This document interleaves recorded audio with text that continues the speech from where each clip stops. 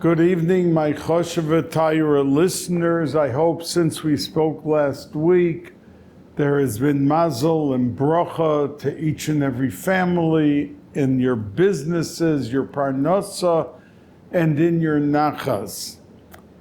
I am going to begin with a little bit of a correction, or I don't know correction, if it's a correction or a modification. You see, a few weeks ago we had Chof Sivan, which I spoke to you about, that even if it fell out on a Friday, we would fast and we would go into Shabbos making Kiddush to break the fast. And I said that only Yom Kippur and Asar B'Tevis were the only other two, because it says Be'etzem HaYom Hazeh. But the truth is that every year on Friday before Parshas Chukas, the Magen Avram brings in Shulchan Aruch that in 1242 in France, there was an apostate, a Meshumid, someone who tried to give up Yiddishkeit. We know a person could never, if he's born a Jew, he dies a Jew. There's no such thing under any circumstance of changing his religion. But some people, because of either nisyonis or condemnations, or they were under dire stress, that they officially switched their religion. There was one real troublemaker at that time in Paris who got the Pope at that time to convince the king, who was Louis IX in France, to hold a debate with Rabbi Yechiel of Paris with three others with him. He was one of the Balei Tosfos, and for a time lived in Paris. And at the end of the whole story, this terrible Yid, who now was fighting the Yidden, convinced the king to burn 24 wagons full of Sfarim, Shasin mainly. And it was a tragedy beyond expression, because in those days you didn't just go into Eichlers and buy a Shas, and in 5 minutes you had it. Till they wrote the Shas, till they had it, till they whatever they had to do to produce that Shas was such an undertaking and expense. And here they took 24 wagons full of Sfarim and burnt them. Now, if you look in the Magen Avram, he writes it was 20 wagons full. And many of his contemporaries, and even those immediately, the next generation, wrote it was a Toz Sofer. It was not 20, it was 24. And it was a national tragedy for Klal Yisrael. Unfortunately, as I've said to you, national tragedies from the time of the Yidden coming on the face of the earth by Avram Avinu till Mashiach, we're going to be condemned, we're going to be expelled, we're going to be murdered, we're going to suffer. That's the plight of being in Golus and being a Yid until the Geula Shlema.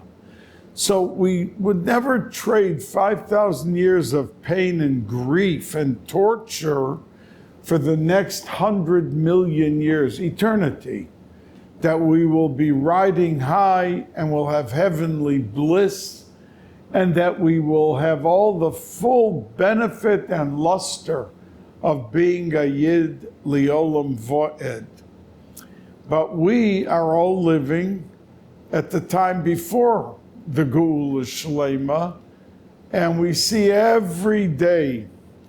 You see, Lahavdil Elef Havdolos, Mark Twain once wrote a essay, and the essay basically was, he went through world history, what the Romans did to the Jews, and what the Greeks did, and what Spain did. He wrote a lot of history of how we have, as a people, have suffered. And he says that like Rome was riding high, they ruled the world, they conquered this, and he went through the different countries. And then he said, where are they today?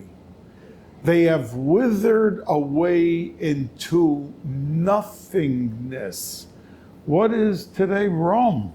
It's hardly mentioned. It's one of the weakest, Spain, one of the weakest countries, Greece. I mean, if you had to mention the powerful countries, the 10 most powerful countries in Europe, they wouldn't even be mentioned. Yet in those days, they were very powerful, and their goal in many cases was to put down and wipe out the Jew. And this Lahavdil Elef Havdolos, this Mark Twain at the end, he writes that everyone's gone, but not the Jew. And he writes in a question mark, what is the secret to their existence, that after everything, they are still riding high in the world? I mean, you take the UN, what is the UN? It exists only to badger Israel and the Jews. They have nothing accomplished in any other area. I mean, they revealed, this Elon Musk revealed how $40 billion, half of it going into the pockets of people and graft and bribing and also. And that's supposed to be from AID, supporting the nations of the world and accomplishing something.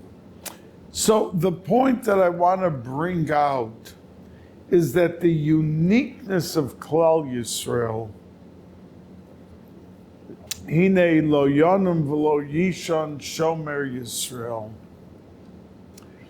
that Klal Yisrael will in its magnificence always prosper. And even today, after all the beating on and after all the cruelty, look at the flourishing Torah institutions and the thriving shuls and batei medrash and koilalim and everything worldwide.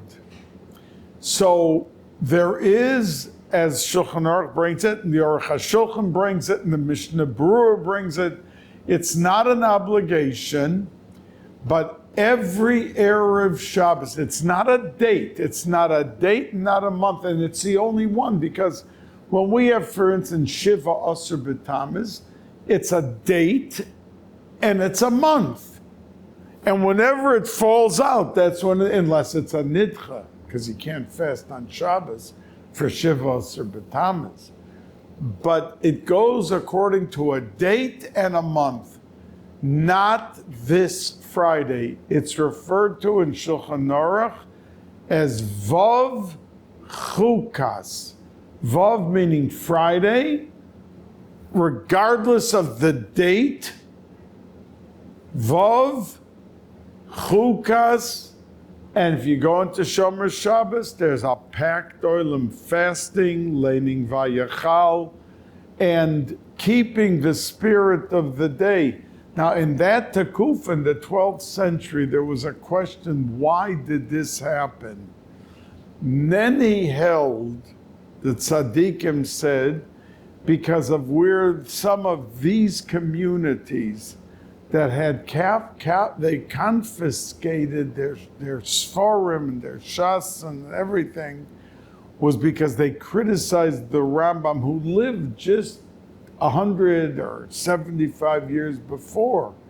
You see, the Rambam in his magnificent, and lo kam b'Yisrael k'Moshe v'ad Moshe, meaning Moshe Rabbeinu, and told the Rambam, Moshe, that he was the greatest and he was the biggest Bal Ruach HaKodesh, and we see that his ksavim are Kodesh Kadoshim, and learned in depth by so many.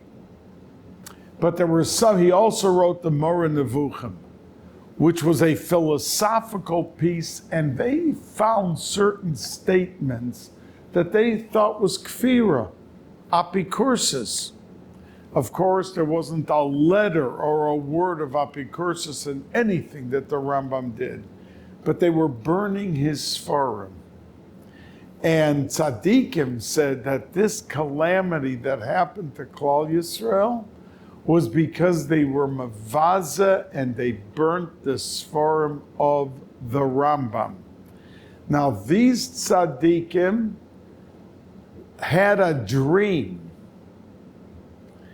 and in the dream they asked Shamayim, why did this happen to Klal Yisrael? And they were answered 3 words: Da Gezeirus Oraisa, that this is the Gezerah of the Torah, and that is the targum of the word Zos Chukas HaTorah. So therefore they picked Vav, the 6th day of the week, going into Shabbos, Parshas Chukas, and not going by the date or the month, to be koveya that it's not a chiyuv, it's not an obligation, but that people fast and keep this day with slichas and with fasting and with laning and everything that goes to a fast day. So when I started this year, I said I wanted to modify, because I made a statement 3-4 weeks ago before Chav Sivan, that it's the only day that is not in the Tanakh that Klal Yisrael fasts. But Vav Chukas is even stronger. It's not in Tanakh, but it is with a kvias that so many in the Shulchan Aruch, and like I told you, that's all the Mogen Avram accentuates it. So that had to be modified. But it is something that at least Klal Yisrael should be aware of, what kind of severe, and underscore the severity of the day and what it meant to Klal Yisrael at that time.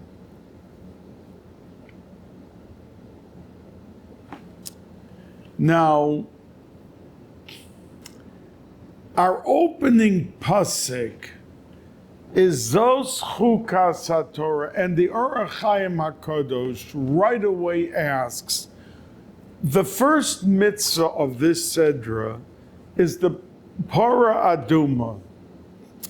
And you know that it had magical effect, because if somebody was defiled by touching a dead body, he became Tomei. He had the Efer HaPorah sprinkled on him, he became Tahor. But if the person who touched the Efer became Tomei, and that's why Shlomo HaMelech said he understood every mitzvah, but not this. How does one entity have a diverse, diametrically opposed to the mitzias, to the essence of reality? Touching it makes you Tomei, touching it makes you Tohar. And they couldn't understand it. So the Orach Chaim HaKadosh was, and by the way, the Mishnah has a difference of opinion, Reb Meir and the Chachamim. How many Parah Adumas did we have in our history? So according to Reb Meir, there were 7. that if you followed through the Batei Migdash, and there were 7 Para Adumas. And according to the Chachamim, there were 9. And the 10th is going to be when the Gula Shlema comes, and we have Bayis Shlishi. There will be the 10th Para Aduma, which will remain forever with us. Now, a Para Aduma, as a different Mishnah says, is no easy task. Because if you had in the Para Aduma, according to one opinion, it had to be a red cow, a red heifer. And if there were 2 black hairs, according to one opinion, it was disqualified. According to another opinion, it had to have 5 black hairs. But once it had the number 2 or 5, you couldn't use it anymore. It had to be completely red. Every hair in it, except for the 2 or the 5. That some held this, some held that. What disqualifies it? But it had this tremendous power. Now, there is a sefer that talks a lot about the Orach Chaim HaKodesh, the Shemen HaTov, and in his sefer, he explains some common denominator, what's going on with this Para Aduma. And he says that the whole reason that we have death in this world, because that's what the Para Aduma comes, for anyone who had to do a tahara, someone had to process for kvura, a dead body, a nifter, had to come onto the Para Aduma to become tahar again. Why did Adam and Chava end up eating from the Eitz Hadas? Because the Nachash wanted to convince them that HaKadosh Baruch Hu knows if you eat from it, you're going to know as much as he knows. V'yisem kelokim, you're going to become godly. You're going to know everything.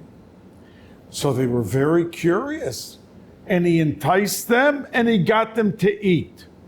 Well, because of that eating, we have cemeteries, people died, no one ever would have died. We have hospitals, no one would ever have been sick. All of this came because they were super curious to know everything. Now the Para Aduma came to be Matar, the one who touched the dead body, that came about because Adam and Chava wanted to know everything. So the water over there, and that's why it remained a chok without any understanding. And that's why it's called Zos Chukas HaTorah, because says the Orach Chaim, after the Shemen HaTov explains this connection to Adam and Chava very well, something that you have no understanding for, and that's what enticed them and brought about this havoc of death and sickness to this world, and then we're able to have the cure of it through the Mei HaMorim. But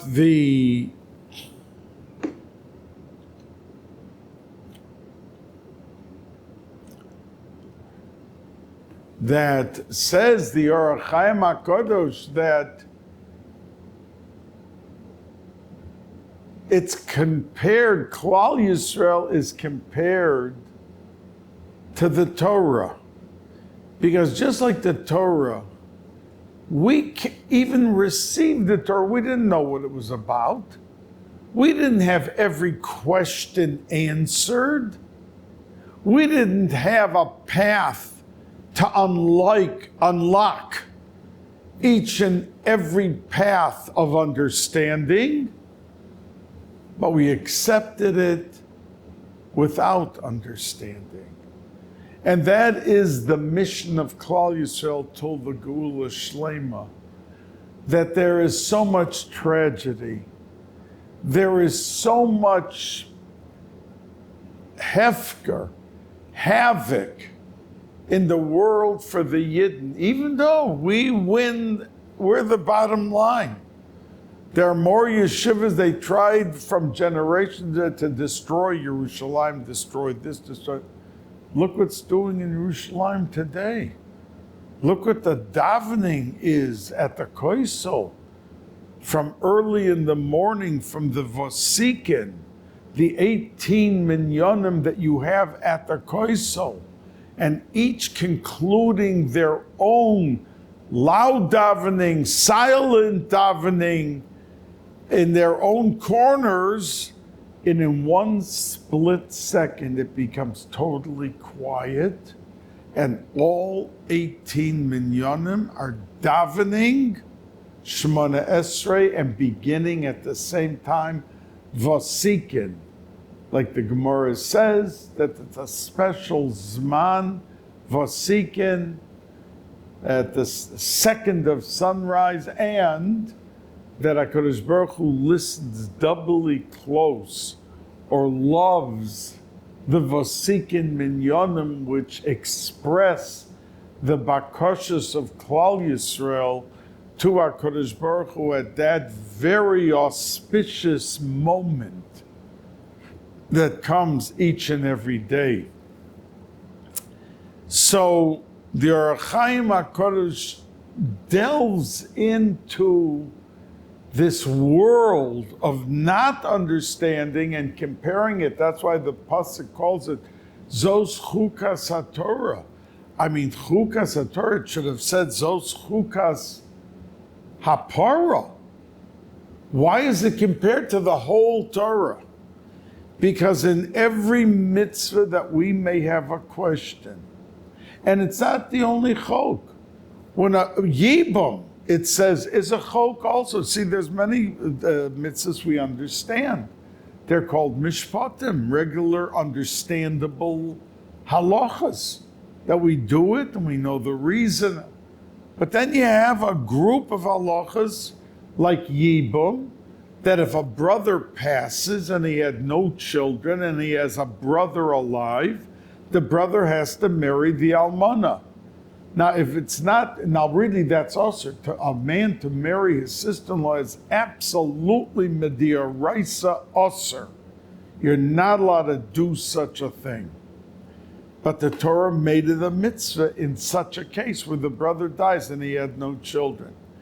But if someone does it and it's not 100% l'shem shamayim, let's say the sister-in-law was very, very pretty and beautiful and good looking, and he wants to marry her, and he understands it's a mitzvah of yibum to have children to keep his brother's name alive, but he also wants to marry her because of her beauty, then chas v'sholom, it passes the yibum. And that's why today, if someone wants to do yibum, he's not allowed to. They instituted chalitza in its place as a must instead of the yibum. Now that's a chok. There's no reason given for this mitzvah. Just like there's a chok that where we cut an animal's throat for shechita, and it can't be even an inch lower than where we shech the throat. That's a chok. There's no reason given to us. And if it's an inch lower and it's done with the proper chalaf and the proper kavana and bracha by the what's wrong? But it's a chok, you're not allowed to do it. It passes the shechita. And basar b'cholav, that when we have milk and meat, you're not allowed to eat it together or cook it together or have any hana. Yet the Torah constantly refers to Eretz Yisrael as Eretz Zavas Cholav Udvash. Now Dvash comes from a bee, which is treif, and it produces honey. And milk comes from an animal. So why don't we consider milchiks and flake? But those are two special items. And even though its source is from one case a treif B, these are treif, and one from a cow, from an animal, that you're not allowed to even eat it together. That's all a chok. So there's a whole, and shatnez. I've told you many times that if somebody puts on a coat and it's shatnez, his tefillas, the Arizal says, are locked out of heaven for 40 days. One day wearing a jacket or a coat with shatnez. And that's why there was a man, Mr. Rosenberger, Zecher Tzadik Levracha, who came to America and he said people don't know about shatnez. They're going in and buying coats and buying suits. What's going to be with the mitzvah of shatnez? So he opened up a laboratory which still exists in Williamsburg. And he started going around to yeshivas, and yeshivas gave him one day a year he could come into their Beis HaMedrash and speak to the boys about what shatnez is. And it revived shatnez, that today in many stores, they tell you right away, you're buying the suit, do you want us to check it for shatnez for you? Now today, most stores sell suits that are not shatnez, but you can't take a chance. You have to take, and it takes them very quick, and to fix it is minimal. To take out the wool or the linen, whatever is the issue over there. And we are, but this shatnez is a chok. Unless you go into the Arizal that says it all stems from the Pishtan and Semer of Kayin and Hevel, and that's the reason it's usher. He gives that reason, but al pi halacha it's a chok. The Gemara lists it as a chok. So we, Zos Chukas HaTorah,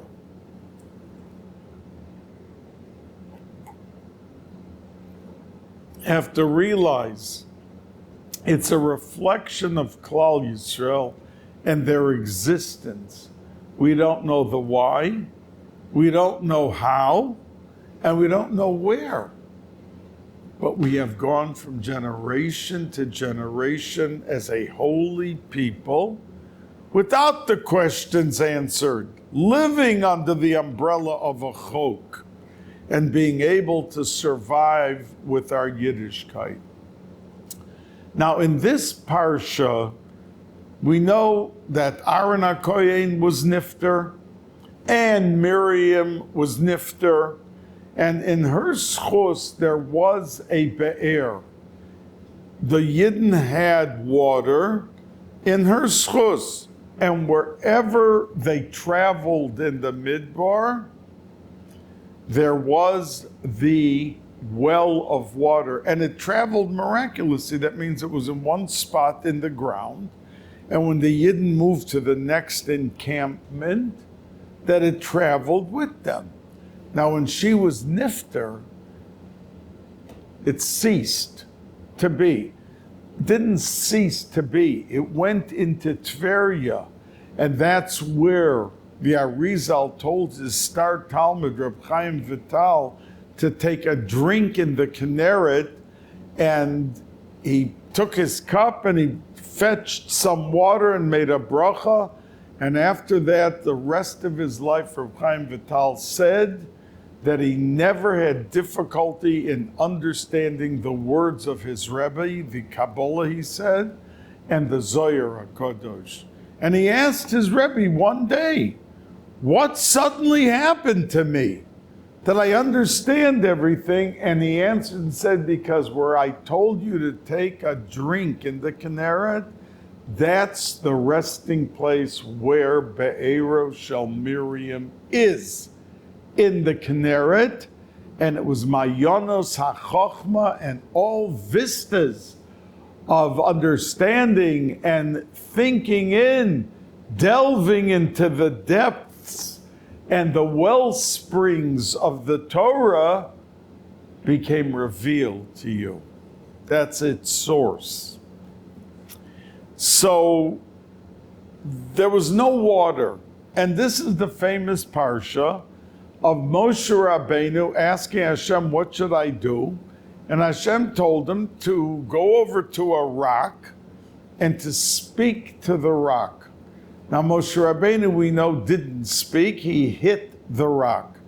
And HaKadosh Baruch Hu said, Yan lo ha'amantem bi lahakdisheni. You didn't make a Kiddush Hashem by just speaking, because it's a bigger miracle to speak to a rock and have water gushing out than to hit the rock.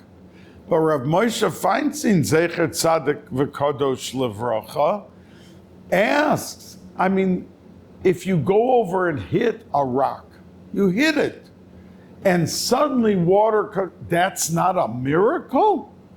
What was the big, terrible thing that Moshe Rabbeinu did that he hit it and he didn't just speak to it? There was a tremendous miracle if he just hit it even. So very eloquently and beautifully, the Rosh Yeshiva explained that Chamisha Chumshei Torah is not a storybook. Like the Arizal says that if you look at Sefer Bereshis, you think it's the easiest Chumash, one story after another. Adam and Chava, Noach, Avram, Yitzchak, Yaakov, Yosef, the Shiftei Ka, a storybook. But he says it's really the simplest of pshat, because if it was written even at the pshat level, at its highest level, you couldn't understand it, because it would have included the machshavas of everyone, and their minds were in heaven. They weren't just here, and that's why we say Maisa Avos Siman Labanim. They did things and thought things and said things to be a Yerusha, to be able to give the ability to Klal Yisrael to do it. So said the Rosh Yeshiva that if he would have spoken to the rock, then it would have been Maisa Avos Siman Labanim, that every Rov, Rosh Yeshiva, father and mother, when they spoke to their children who needed a message to be conveyed to them of how to live and what to live and how to behave and what to do in their lives, it would have entered into the innermost sanctum of their neshamas to the deepest level. Now that he hit the rock, yes, we have an effect, there's dibur, and we do when the machshava is to make a nachas ruach for our Kodesh Baruch Hu. Of course, it seeps in to the hearts and the minds of who we want to have an effect.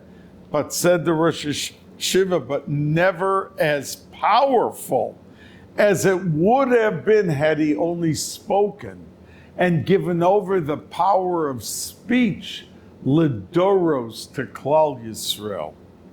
Now there's a debate, because, for instance, the Rambam, and I said this to you either last year or the year before, that the Rambam holds it wasn't because he hit the rock that he said he couldn't go into Eretz Yisrael. We know that HaKadosh Baruch Hu said, oh, you didn't listen to me and you didn't just speak, you are not going into Eretz Yisrael. And subsequently, Moshe Rabbeinu davened 515 tefillos that HaKadosh Baruch Hu should be mevatel the Gzeira and let him go into Eretz Yisrael. And HaKadosh Baruch Hu said, no, you're not, and I'm begging you, do not offer me a 516th tefillah, because if you do, you've tipped the scale and I have to let you go into Eretz Yisrael. And it's not meant to be. He had to remain Ever Yarden, as I told you, that when Mashiach will come and there will be Tchias HaMesim, that there will be tzaddikim in different places who will carry the neshamas of people who may not be zoicha to go to Eretz Yisrael and to be part of Klal Yisrael because of either what they did or whatever their destiny was. But if there's a tzaddik buried in that cemetery, they have rishus, he has rishus to gather every single one of them to go with him. And that's why we found that many tzaddikim said, I don't want to be taken to Eretz Yisrael, I want to be buried, like the famous Stolner Rebbe 100 years ago used to carry his tachrichim with him. And he told his Hasidim, wherever I'm nifter, that's where you're to bury me. Don't make cheshbonis New York, Eretz Yisrael, this, that. And that Stolner Rebbe who was nifter 100 years ago, is buried in Detroit. He was nifter there. And they took out his tachrichim, they did the tahara, and he's buried there. And you have thousands of Stolner Karlin Hasidim who go every year around 10 days, 2 weeks after Pesach on his yortzeit to Detroit and make a Suda and go to his Tzion and Bakoshes. But there was like 50 years nobody went, because it was the wartime or whatever it was, but it was revived. I, as a child in Detroit, remember that there were 50 Stolner Hasidim coming for the Yortzeit 60 years ago. And today there's thousands going, chartering airplanes and doing everything to be there by the Yortzeit. Why? Because like other tzaddikim, they knew that when Tchias HaMesim will come, they will be very useful in bringing in that massive cemetery in Detroit those who may not stand up, or those who stand up and can't get to Eretz Yisrael, that they could latch onto them and get there. And that's why there's so many other tzaddikim that got there. I just today was the yahrzeit of the Lubavitcher Rebbe, Zecher Tzadik V'Kodesh Levracha Zechusa Yogein Aleinu. And in Shul they said, and he said, I'm not a Lubavitcher, but he said, I must tell you, I have a best friend that for 14 years, his arm was paralyzed. And one Sunday he decided, he's not a Lubavitcher, but the Rebbe is a tzaddik and he gives out dollar bills with a bracha, I want to go for a bracha. So when he came to the Rebbe to take the dollar, he put out his left hand because his right hand was paralyzed. And the Rebbe said to him, when we give tzedakah, we give it with the right hand and we take it with the right hand. And he then put out the dollar again towards his right hand, and he couldn't move his right hand. So he put out his left hand. And the Rebbe 3 times said it to him, when we give tzedakah, we use the right hand. When we take tzedakah, we take it with the right hand. And suddenly, after the 3rd time, he stretched out his right hand that had been paralyzed for 14 years. And he said, the person who today in Shomer Shabbos told over this story, said, I am not a Lubavitcher, so you can never accuse me of promoting Lubavitch. And the person whose hand we're talking about is alive and well, and he tells the story all the time. And he's not a Lubavitcher. So anyway, the tzaddikim have superpowers, and HaKadosh Baruch Hu listens to them. And as the Zohar HaKadosh says in Parshas Kisavo, that when you go to a kever, the nefesh is still there at the kever. The ruach, the neshama, the chaya, the yechida goes up to Shemayim. But the actual nefesh remains there. So when we go to daven by a kever, The nifter hears every word we are saying to them, and when we ask them and beseech them on our behalf and our family's behalf for either a tzara or something we need, or just for hatzlacha, they hear it loud and clear. And the Zohar Kodesh in Parshas Kisavo says this. So these tzaddikim who are living there and are out of Eretz Yisrael are able to fend for all of these people who are not in Eretz Yisrael. So when Reb Moshe said that it's as big a miracle to just hit as to talk, that koyach coming into us, which is forever and remains with us, could have been much greater, 100 or 1,000-fold, had he just spoken. Now, in our Sedra, but I want to come back and say to you that the Rambam holds it had nothing to do with hitting of the rock. The Rambam says the reason Moshe Rabbeinu was not allowed to go into Eretz Yisrael is because before he hit the rock, he turned to Klal Yisrael, who were the troublemakers and the complainers, and he said, Shimu na hamoirim. You rebellious, listen now and take heed of what's going to happen. If a leader loses his patience with his flock, he's lacking in the leadership. It was a criticism, and the Rambam says this, that he lost his patience, and for that second he paid it. He could not go into Eretz Yisrael. And Moshe Rabbeinu, after he saw that he would never go into Eretz Yisrael at that time, asked, let me at least be buried after I'm nifter in Eretz Yisrael. And Hashem said, because the 7 daughters of Yisro came home and told their father when he asked them, why are you home so early now? They answered him, there was an ish mitzri hitzilonu miyad haroyim, that the shepherds who tried to kill us, the Medrash says they were already in the water, in the wells, that the shepherds threw them in to kill them. And Moshe Rabbeinu came and pulled them out and saved them, that they referred to him as an ish mitzri.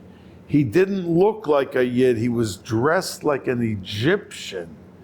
And because he looked like an Egyptian and he was referred to as an Egyptian, he could never be buried in Eretz Yisrael either.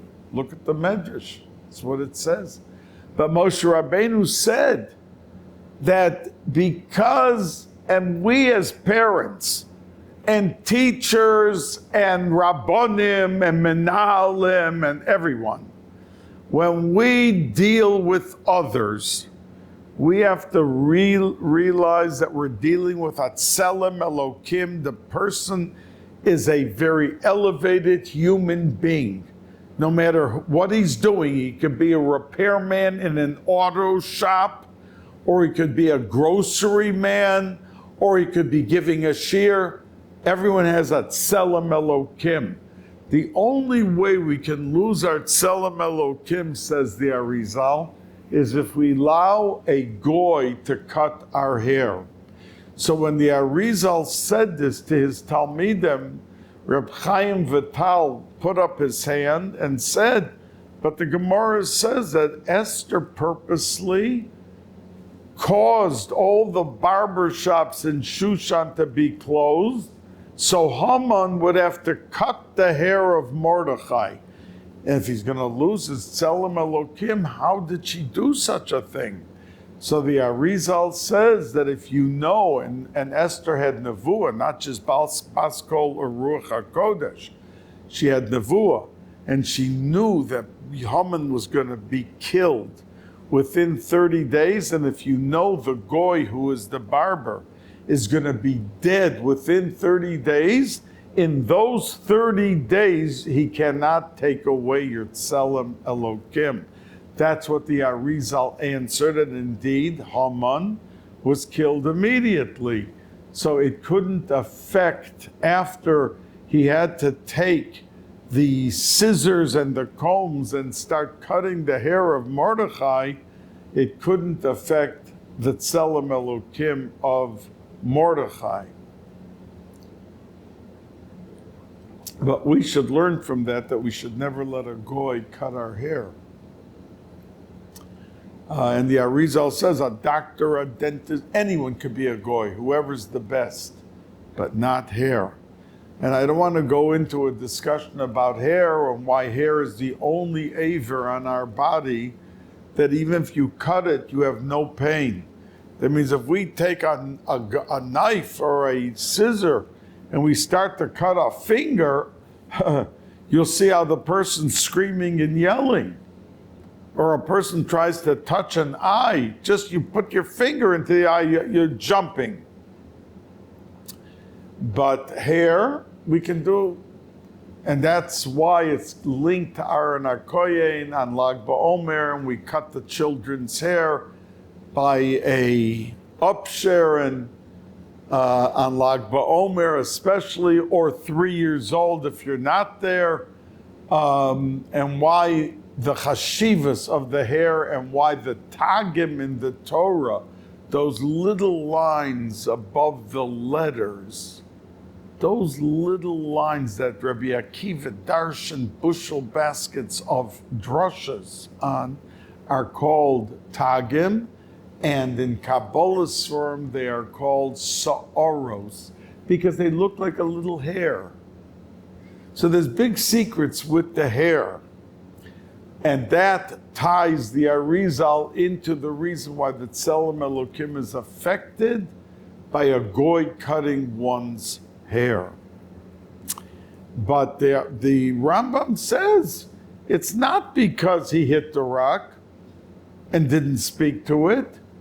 And the Rambam's Talmidim, when everyone rose and said, "What are you talking about?" It was because he hit the rock. They brought a raya. They said on Shmini Atzeres you ask for mayim, and one of the stanzas about Moshe Rabbeinu is Al Hasela Hoch Vayetzu Mayim, that he hit the rock and water came out.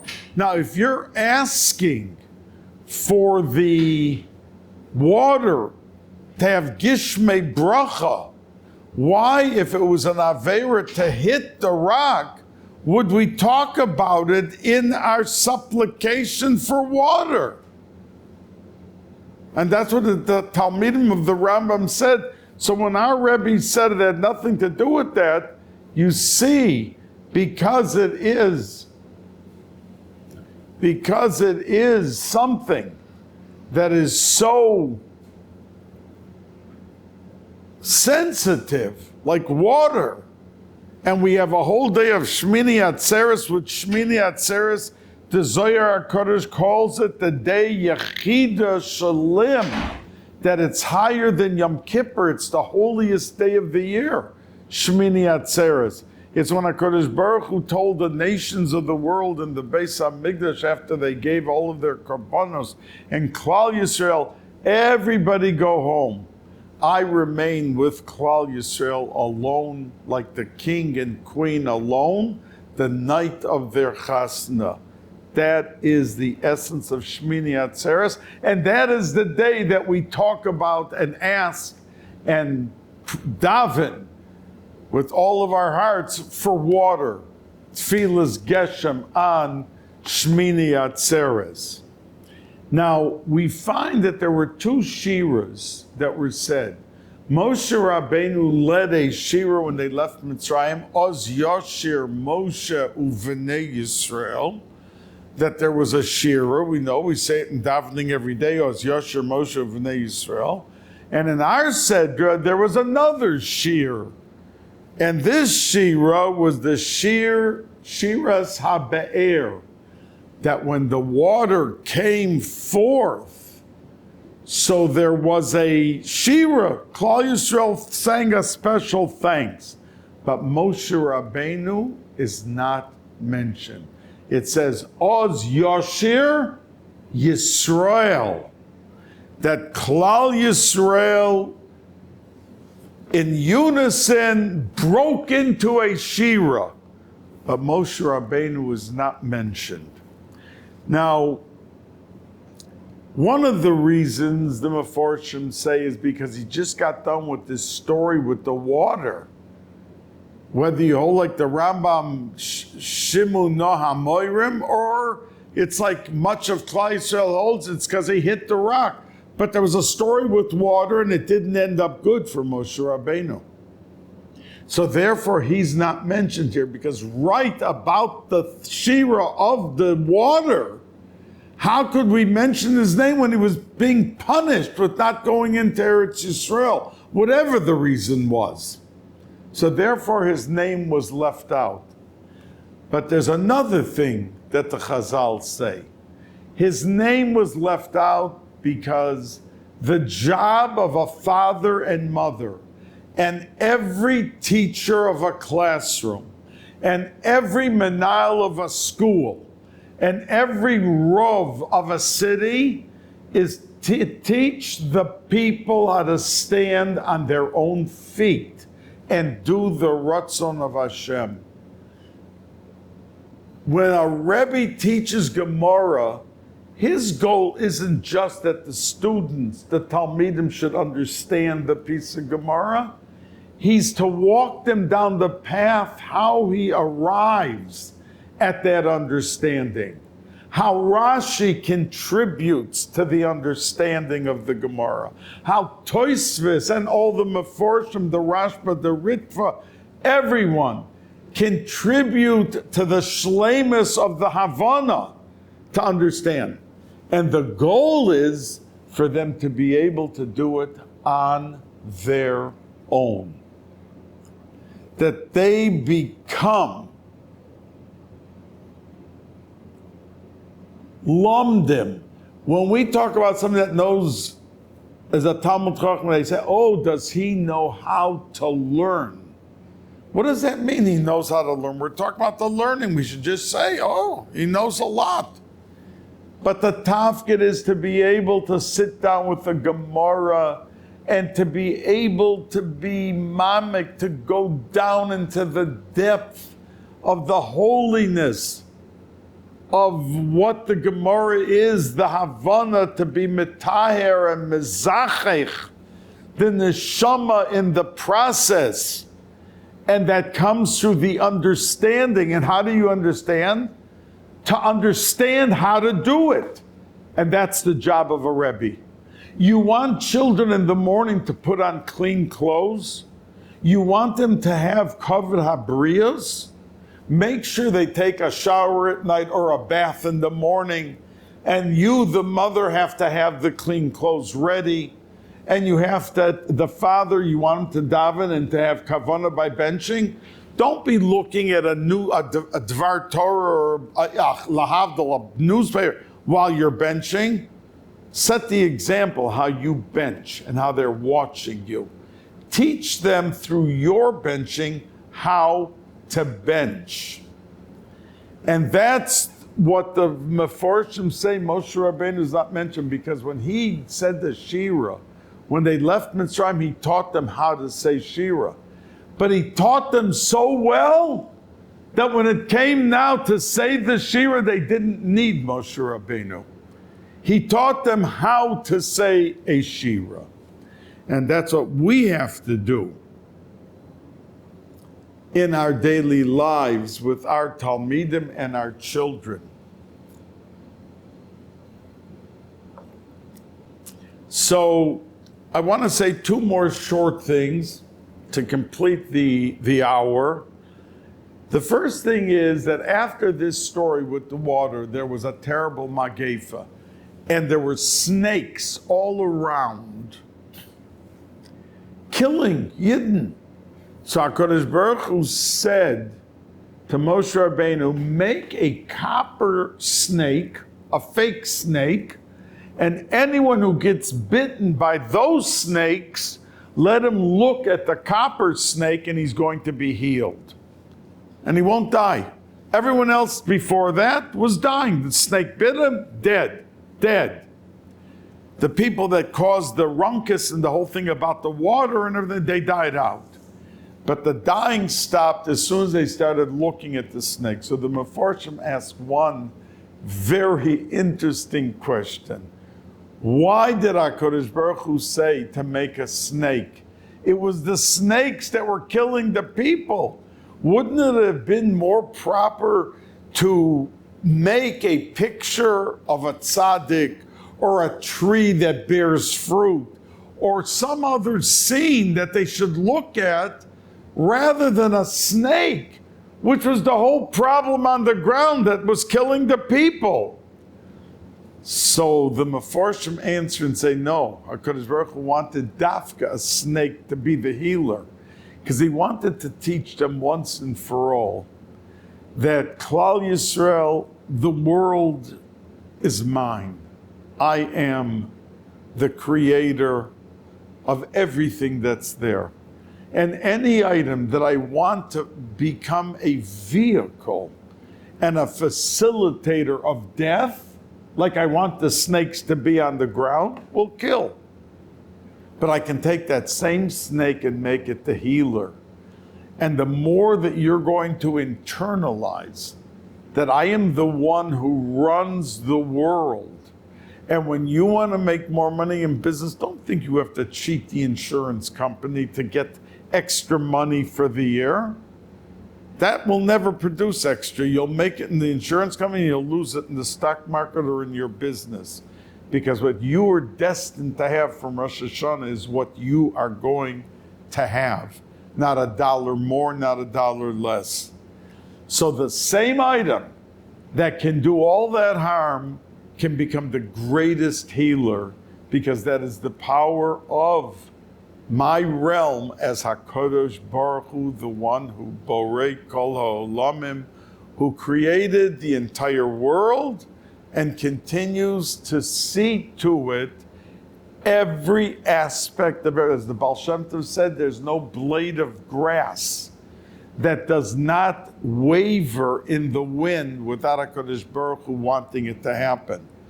So it's not like some maskilim, you say, oh yeah, he created the world and then he went back to his heavenly abode, but he has nothing to do with the world now. Chas v'shalom.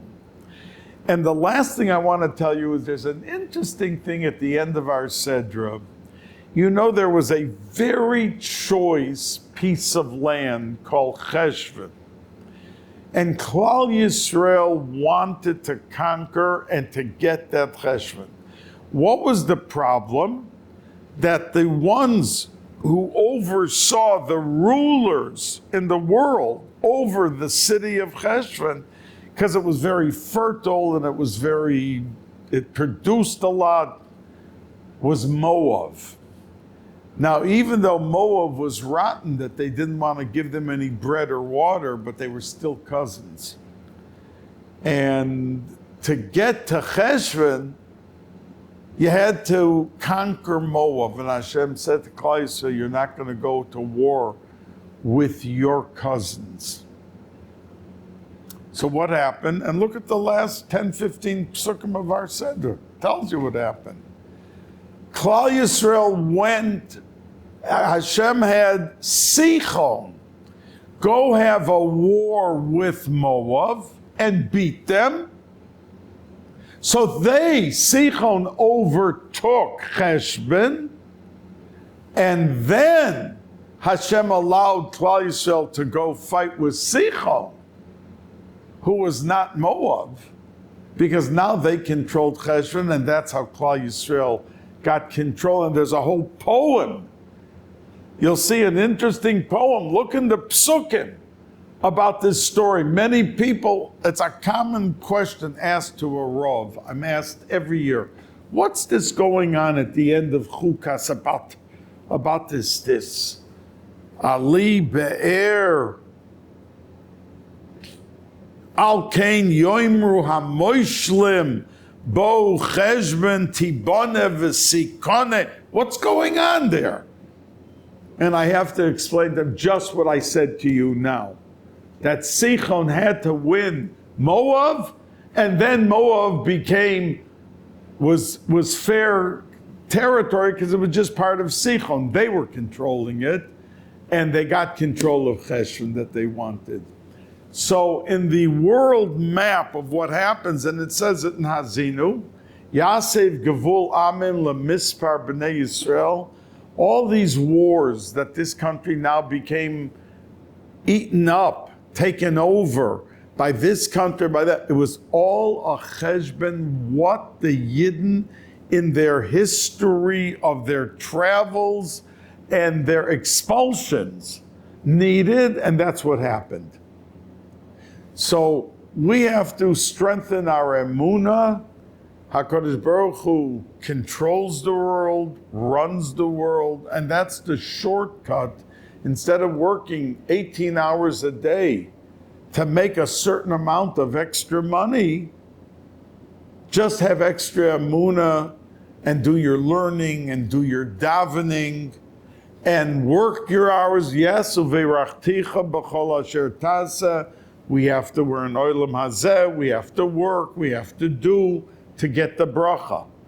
But we don't have to go out of our minds and give up our davening and give up our learning, all because we think that that's going to produce the extra 3-4 hours of work and the extra money till we should be able to buy every year a new car and not just once every 5 years. So we hope that each and every one of you will see the manifestation, the fruition of your hatzlacha, of your good health and your nachas.